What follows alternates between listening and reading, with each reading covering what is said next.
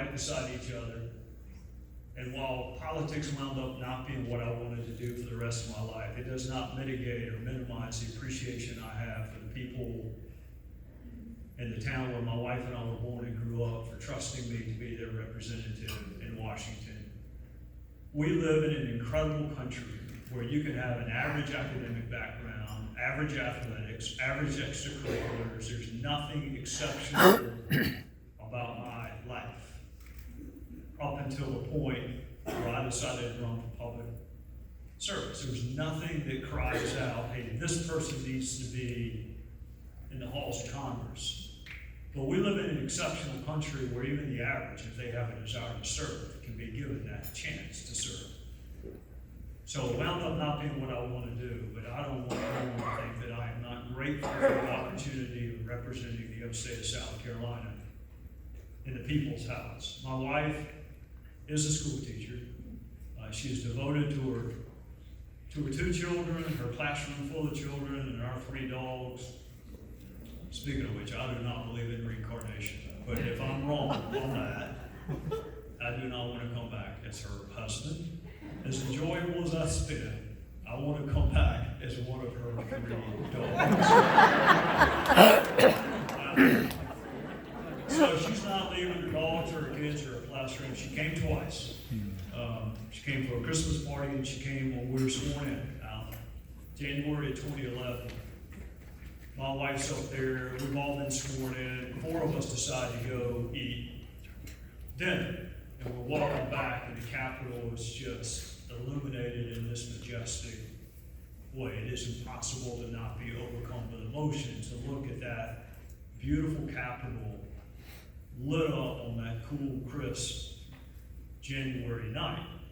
And so I'm with Mick Mulvaney, who's now the Chief of Staff for President Trump, and his wife Pam, with Jason Chaffetz and his wife Julie. Jason was a member of the House, and with a guy named Tim Scott, who was a colleague of ours and now in the U.S. Senate. We're walking back. We're all kind of overcome with emotion, but I guess Jason's overcome more than any of the rest. And he said, I guess he was directing it to the wives, but he said, in your wildest dreams, did you ever think your husband would serve in that body,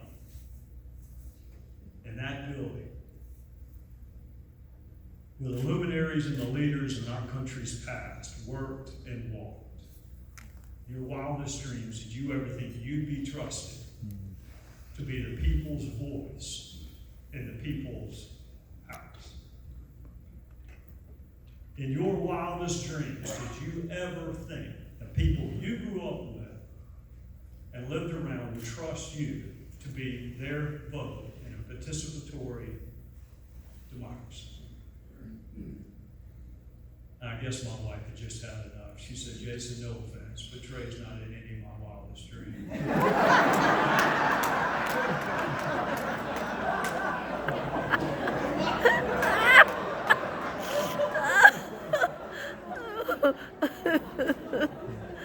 Oh my goodness. You laughed a little longer than I hoped. My thoughts, convictions, and beliefs on the issue of life were formed in an unusual place, in an unusual way.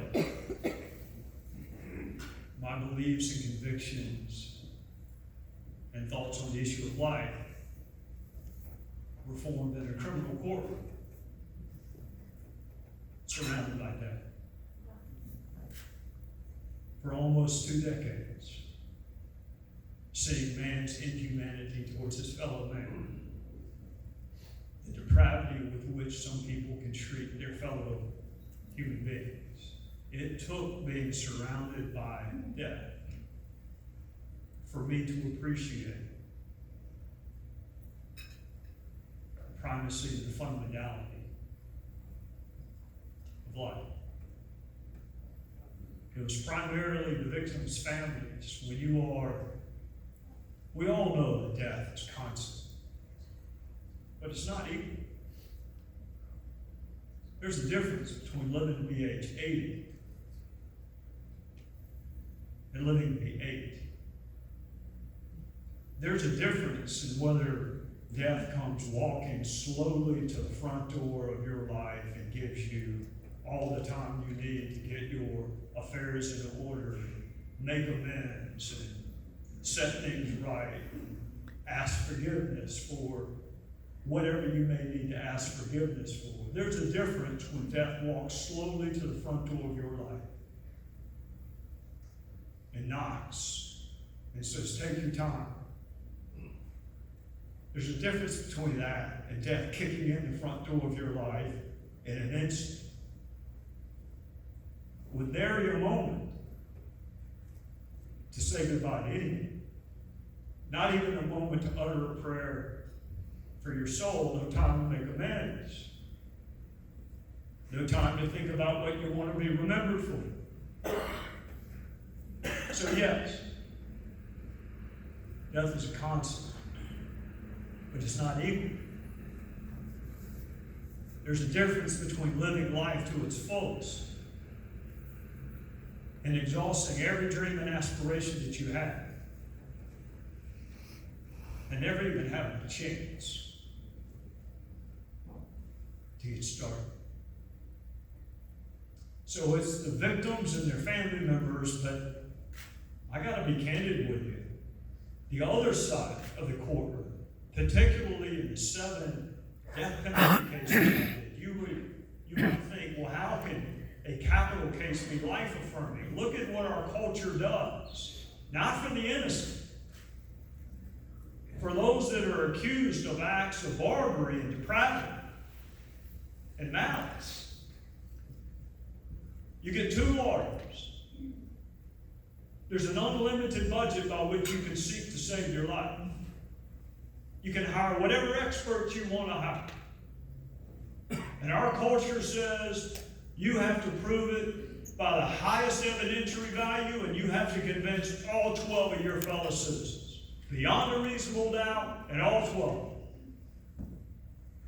And in the capital cases I did, you had to convince them twice. Once that they committed the crime, and then subsequently what the proper punishment would be for that crime. And then after the trial, there's the automatic appeal, and the appeal has to be in favor of life. I remember sitting there listening to the judge charge the jury in the death penalty cases that I prosecuted, and I will remember, as long as I have a memory, the judge telling those 12 fellow citizens, you can pick life for any reason or no reason. You can pick life. So my thoughts on the primacy and the fundamentality of life come from the fact that there is no retreat from the alternative. There is no reconciling with the alternative. There is no compromise with the alternative. There is no appeal from the alternative. I came to value your life. And all this springs from when I spent 2 decades surrounded by the alternative. I mentioned to you that our son graduated with a philosophy degree and a law degree, both of which are true. He's a smart little fellow.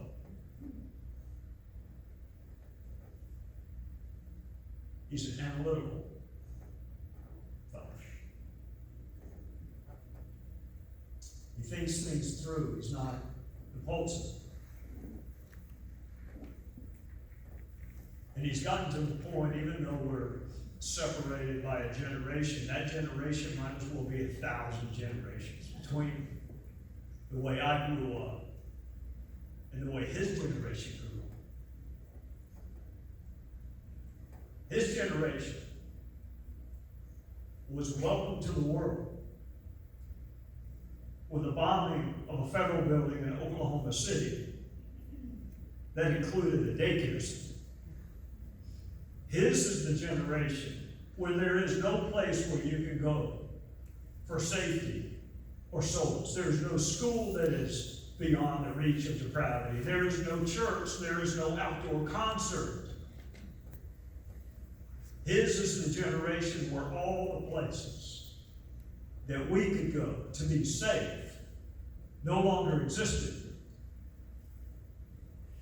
The schools have shootings. The malls have shootings. The outdoor concerts. The churches. The synagogues. His is the generation where people hijack planes in the name of religion. His is the generation where they kill in the name of religion. So if you want to persuade, you have to first understand, and I want to understand what his generation believes and why. If you want to persuade, if you want to change the hearts and minds of people for generations to come, not just pass a bill, but change the hearts and minds, you have to understand why it is they believe what they believe.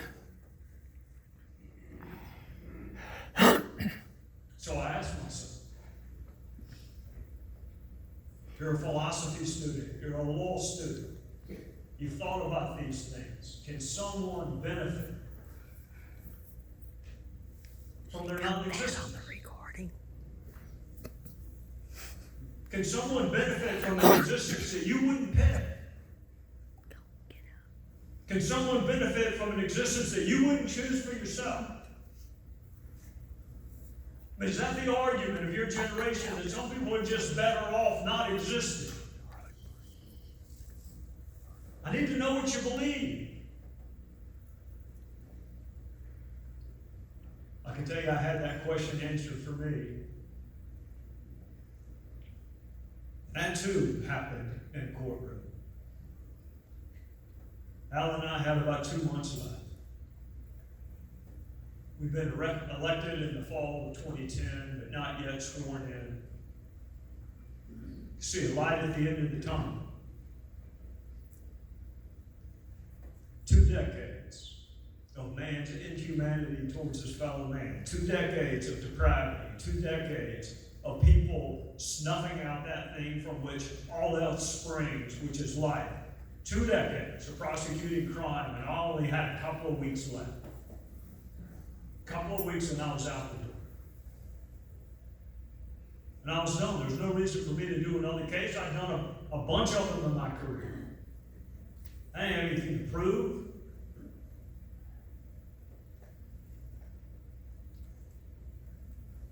And then I saw a picture.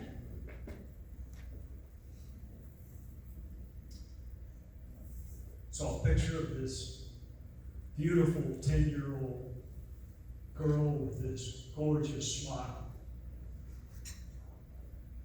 sitting in a wheelchair.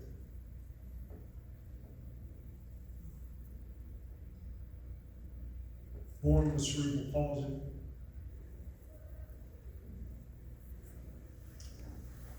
Never talked. Never walked. The only thing she could do, according to her grandparents, was smile. They would take her to church with them, and she would smile. And she had been beaten to death by her mother's boyfriend. He was a firefighter, an EMT, and no criminal record. She couldn't help. She couldn't talk. She couldn't tell me what happened. Here I am left with an autopsy report. And his defense was she had a seizure and I was trying to resuscitate her. And the broken ribs must have come from the CPR. And you may be wondering, well, what jury would believe that? I'll tell you who believed it. Her mother believed it. Her mother believed her boyfriend. So I look at the picture of this 10-year-old girl with cerebral palsy. I said, okay, who's going to speak for her? Who's going to advocate for her? Who's going to affirm her existence? Would it be the existence you picked? No. But who's going to affirm her existence?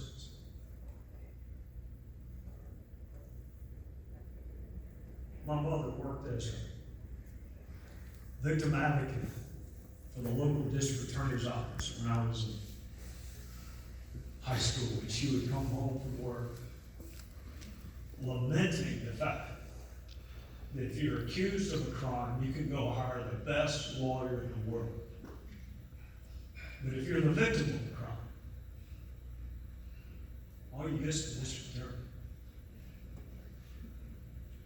Why can't the victim go hire the best lawyer that they can find? Why can't the family of the victim go hire the best lawyer they can find? So I've got the words of my mother reverberating in my mind, and I'm looking at a picture of a 10-year-old with cerebral palsy, and I've got one foot out the door.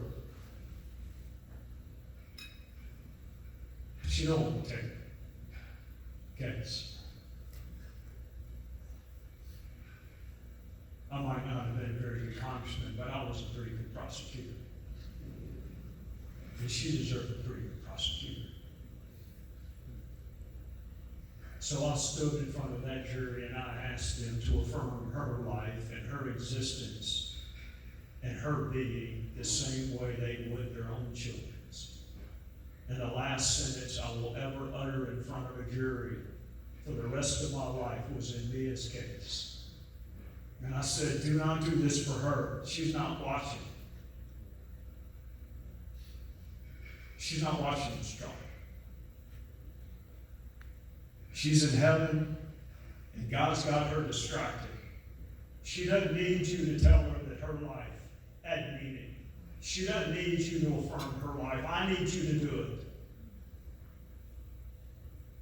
I need you to speak for someone who cannot speak. I need you to defend someone who cannot defend herself.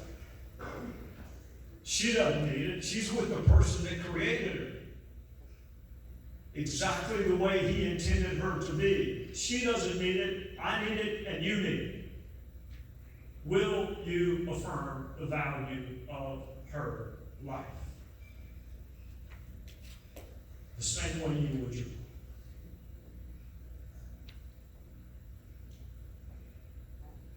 Took about, 2 weeks to get ready for that trial? 2 weeks to affirm the sanctity and the value of life. 2 weeks to affirm the sanctity and the value of an existence, even though we would not pick it for ourselves. It has no less meaning than God provided it for her. 2 weeks is what it took. You're willing to do that, aren't you, for something you believe in 2 weeks? That's a pretty small investment. Give 2 weeks. Could you do more than that? Westgate Mall is the commercial epicenter of my hometown. It is where everyone goes to shop, buy their Christmas presents and their birthday presents. It's a gathering place. And for those of us who grew up in my hometown, it's always been that way. And it's where you feel comfortable letting your sisters and your mom and your children go. It's the commercial nerve center. It is a quiet, safe place. Usually. But it wasn't the night a young woman walked from one of the stores to her car. And she's kidnapped and she's carjacked by 2 assailants. And she's repeatedly raped over the course of the next 4 hours. And they put this young woman out nude. And she walks to the security outpost of the middle of my hometown.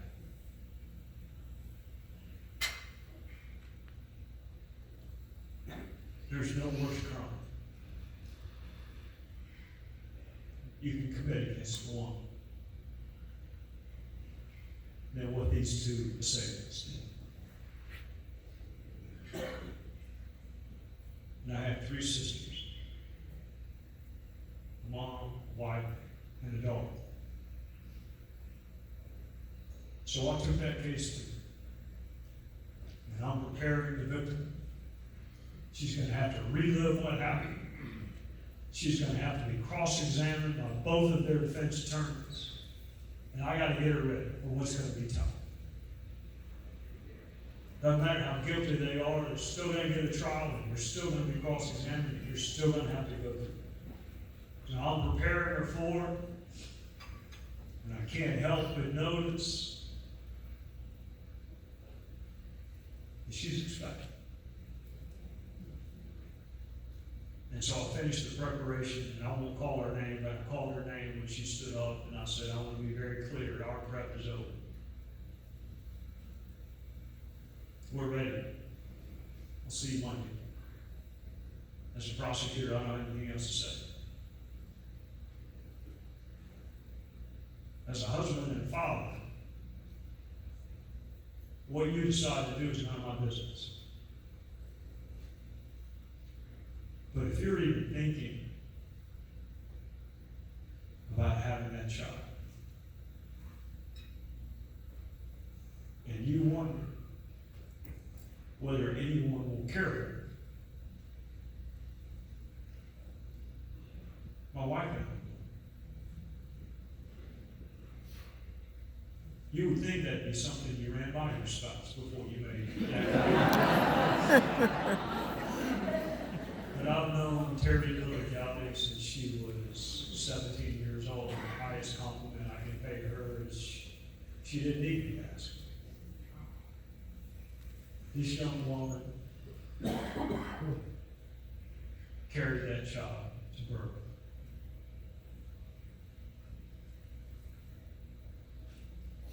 And she already had a couple that had wanted to adopt her child. I didn't know it went off. It takes a lot of courage to go through with that young woman. Went through. Took 2 weeks to affirm the sanctity of life for me to witness. Would have taken more if this young woman had taken us up on her offer. It would have taken a lifetime. You willing to do that? For something you believe? How much do you believe it? How much you willing to sacrifice?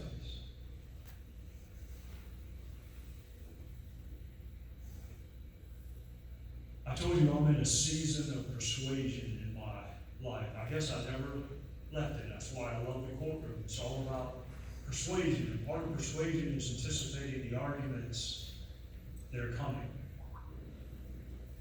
And I know the arguments. I know the legal arguments. I know the bills that are introduced. I know what the law is with respect to life and when life begins. I know what we hope the law to evolve to. I know the political arguments. We hold these truths to be self-evident, that all men are created equal and endowed by their Creator with life. I know that no person may be deprived without due process of life. I know the theological arguments. I am the way, the truth, and the life. I know the verse. I knew you while you were yet in your mother's womb. I know the philosophical arguments.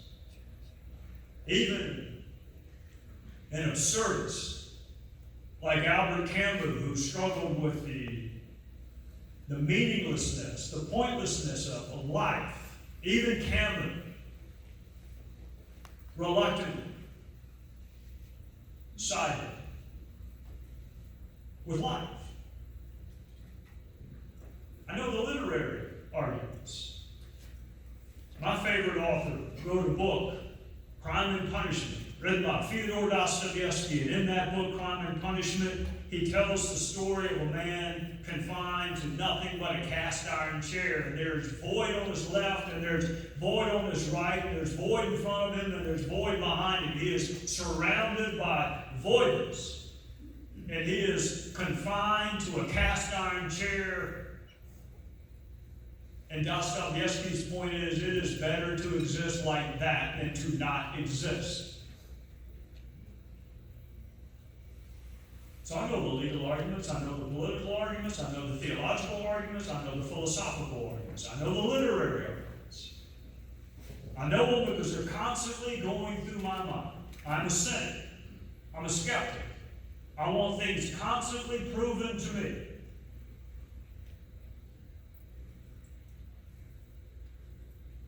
I know the inconsistencies in our arguments. I know what our critics say about us. That you affirm life up until the point of birth. But what about health care? What about education? What about after birth? And I'm wrestling with these arguments. And how to reconcile, and how to persuade, and how to cross-examine. Let me tell you what I've never had a cross-examination for. An authentically lived life. I have no counter-argument to an authentically lived life. I've never won an argument with an authentically lived life.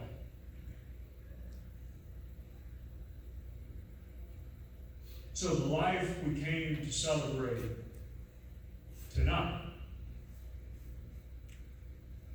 may be the lives of children not yet born. It may be the courage of young mothers who are wrestling with a decision. But the life I want you to focus on, despite the heroism and courage of young mothers and despite the potentiality of an unborn child's life, the life I want you to focus on tonight is your own. I've never cared for the word legacy. Don't like the word. Doesn't matter whether I like it or not, you're going to leave it. I'm going to leave it. What will be said about us when our time is up?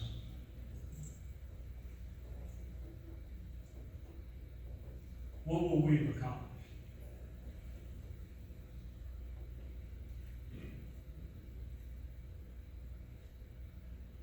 Can you leave something that won't be eroded? That can't be renamed? That can't be torn down? That can't be forgotten? Your life. That's the life I want you to think of. Your legacy. Your life and what you have done with it.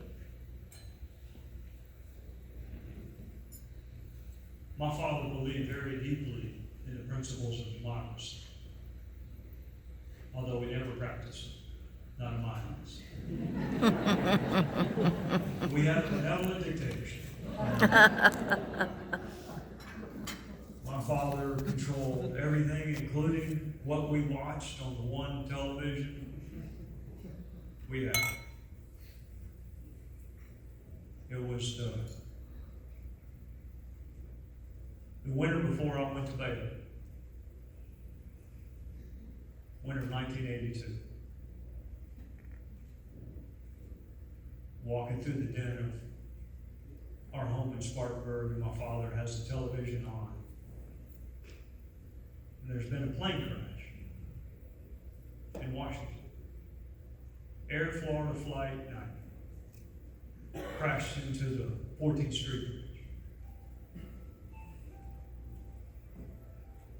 And all of the passengers, save 6, perished on impact. There were 6 survivors. And by the time I had joined my father in our den, we were watching the makings of a rescue operation. Got these. Can you imagine surviving a plane crash? Can you imagine the mixture of emotions, the disbelief, the pain if you have injuries, but this unbelievable sense that you have done the impossible, that you have survived a plane crash. So by the time I joined my father, there are 6 passengers alive in the icy waters of the Potomac. And so I sat down to watch it, began to hear the whirring of a helicopter, a rescue helicopter. And that helicopter is hovering over the Potomac, and it lowers a rope ladder into the water, and it falls into the hands of a man most of you never heard of. And he has life in his hands. He passes it to a stranger. Not his mom, not his wife, not his child, a stranger. And she's hoisted to safety, and I watch this scene repeat itself 4 more times.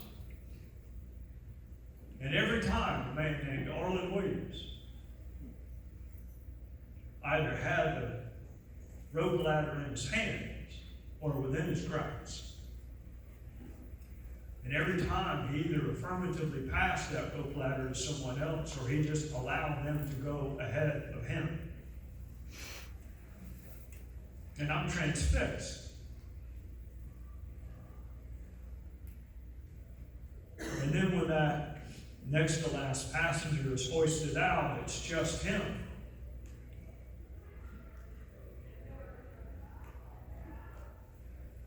And you hear the whirring blades of the helicopter, but you also see this man succumb to fatigue and drown. Oh, no.